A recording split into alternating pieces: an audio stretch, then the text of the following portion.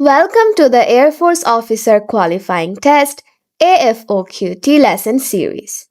Before you start, make sure you have a pen and notebook ready so you can write down important tips and tricks that will help you prepare for the AFOQT. For the best results, watch the video, complete the homework problems, and take the practice test. Try to score 80% or higher before moving on. So let's get started. In this lesson, we will learn about ratio, unit price, and scientific notation. So the ratio is an ordered values of two or more quantities. The ratio of A to B is written as A ratio B, where any one of A and B is not zero. In general, a ratio is expressed in its simplified form, cancelling out common factors from all numbers. A ratio can be written as a fraction, so A ratio B equals A over B. Now let us do some examples. So the example is find the ratio A to B. Now A equals 8, B equals 6. So A ratio B equals 8 ratio 6. Now both 8 and 6 can be divided by 2. So 8 divided by 2 gives us 4 and 6 divided by 2 gives us 3. So that's 4 over 3. And 4 over 3 can also be written as 4 ratio 3. We have another example which is find the ratio x to y. Here x equals 72 and y equals 48. So x ratio y equals 72 ratio 48, which can also be written as 72 over 48. Now both 72 and 48 can again be divided by 24. So 72 divided by 24 gives us 3 as 24 times 3 is 72. 3 times 4 is 12. We have 1 as carry. 3 times 2 is 6. 6 plus 1 is 7. And 48 divided by 24 gives us 2 as 4 times 2 is 8 and 2 times 2 is 4. So that's 2. So the final answer is 3 over 2, which can also be written as 3 ratio 2. Here we have some practice problems for you. Make sure you read the problem carefully and solve it yourself, then match with the answers given here. Next, we have calculation-related ratio. The ratio of girls to boys in a swimming club was 3 ratio 4. There were 42 kids. How many boys and girls were there in the club? So first, we need to add 3 and 4 in order to get the whole part, which is 3 plus 4 equals 7. Then we need to divide the total number of kids with 7, the whole part. So 42 over 7 equals 6. So then we just multiply 6 with the ratio.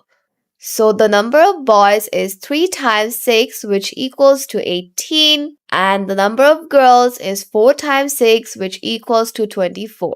Here we have a very similar practice problem. Make sure you pause the video and do the problem yourself and match your answer with the ones that we got. Next, we have unit price or unit rate. The unit value or unit rate is the value of one quantity related to one unit of another quantity. For the two quantity A and B, the unit value or unit rate is K equals B over A per unit of A. K is a constant, so you have the formula B1 over A1 equals B2 over A2, which can also be written as part over whole equals part over whole. So we have an example here which is calculation related unit rate. At a store, potato chips cost $19 for 5 bags. What is the price of 8 bags at the same unit price? So it's given that $19 for 5 bags. So we don't know the price of 8 bags, so we take it as X dollars. So X dollars for 8 bags. So according to our formula, part over whole equals part over whole, we can write X over 8 equals 19 over 5. Now if we cross multiply, X will be multiplied with 5, which will give us 5 x, and 19 will be multiplied by 8, which will give us 152. As 19 times 8, as 8 times 9 is 72, we put the 2 down here, we have 7 as carry, and 8 times 1 is 8, 8 plus 7 is 15. So 19 times 8 gives us 152. So if we bring the 5 to this side, it divides 152. So 152 divided by 5 gives us 5 times 3 is 15. Now we have a remainder of 2. If we put a 0 point here, we can put a 0 here. Next, 5 times 4 gives us 20. So the answer is $30.40. Next, we have a practice problem for you. Make sure you pause the video and do the problem by yourself and match with the answer given here. Next, we have scientific notation. Scientific notation is like d times 10 to the nth power, where the absolute value of d is at least 1 and less than 10. For example, 3.2 times 10 to the 6th power and 4.6 times 10 to the negative 6th power. Here we have some example problems, which is expressed as scientific form 8265800. Now 8265800 can be written as 8265800.0.